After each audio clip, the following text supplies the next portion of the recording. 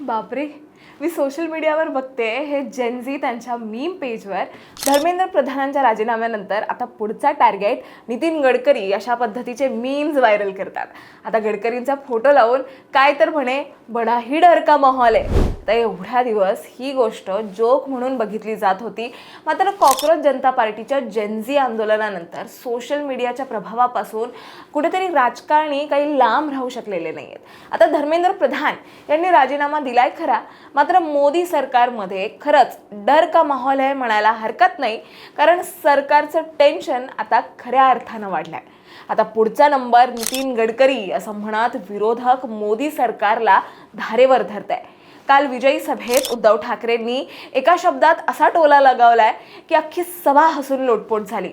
पण एक लक्षात घ्या, हा विनोद नव्हता, हा होता इशारा. आता नेमकं काय घडलं आपण ते सविस्तर जाणून घेऊयात या व्हिडिओच्या माध्यमातून. दरम्यान चॅनलवर नवे आला असाल तर इकडे खाली दिसत असलेल्या सबस्क्राईब बटनवर लगेच क्लिक करा. तर प्रधानांच्या राजीनाम्यानंतर लगेचच मुंबईत आधीच जाहीर झालेला तिरंगा मोर्चा जल्लोष सभेत बदलला. दादरच्या शिवाजी पार्कवरून सिद्धिविनायकपर्यंत निघालेल्या या मोर्चात उद्धव ठाकरे आणि राज ठाकरे एकत्र दिसले.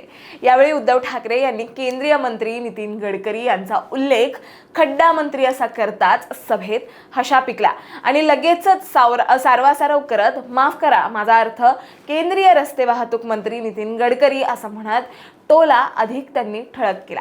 इथेच न थांबता उद्धव ठाकरेंनी इथेनॉलचा मुद्दा हा पुढचा मोठा वादाचा विषय ठरणार असल्याचं सूचितही केलंय. मुळात गडकरींवर टीका का होतीये तर गडकरींवरचा वाद इथेनॉलच्या मुद्द्यावरून आहे. पेट्रोलमध्ये 20% इथेनॉल मिश्रण म्हणजे E20 करण्याच्या धोरणाचे ते सर्वात मोठे समर्थक असल्याचं म्हटलं जात आहे. आणि हे धोरण प्रत्यक्षात पेट्रोलियम मंत्रालयाचं असूनही जनतेच्या नजरेत गडकरीच त्याचा चेहरा बनले आहेत. आणि त्यांच्या कुटुंबाचा साखर उद्योग असल्यामुळे विरोधकांनी थेट हितसंबंधाच्या टकरावाचा आरोप केला.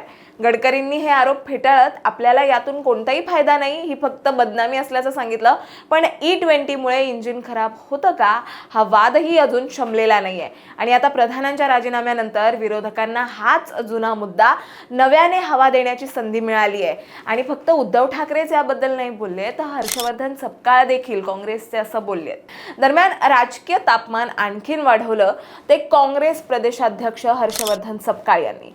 इथेनॉल धोरणावरून देशात मोठा स्कॅन्डल झाल्याचा आरोप करत त्यामागे मोदी सरकारमधील एक मंत्री असल्याचं सपकाळ यांनी म्हटलंय. आणि मोदींनी वाहनधारकांची माफी मागावी आणि गडकरींनी तात्काळ राजीनामा द्यावा अशी थेट मागणीच सपकाळ यांनी केली आहे. एक लक्षात घ्या, प्रधानांच्या राजीनाम्यामुळे आजपर्यंत निर्धास्त असलेले मंत्रीही आता सावध झालेत. आणि हे इथेच थांबेल असं वाटत नाही, कारण विरोधकांचा नेम आता सेट झालाय आणि पुढचा बॉल गडकरींच्या दिशेने आहे असं साधारण चित्र मला तरी दिसतंय. त्यामुळे आता प्रश्न एकच, भाजप हे टार्गेट कसं हँडल करणार?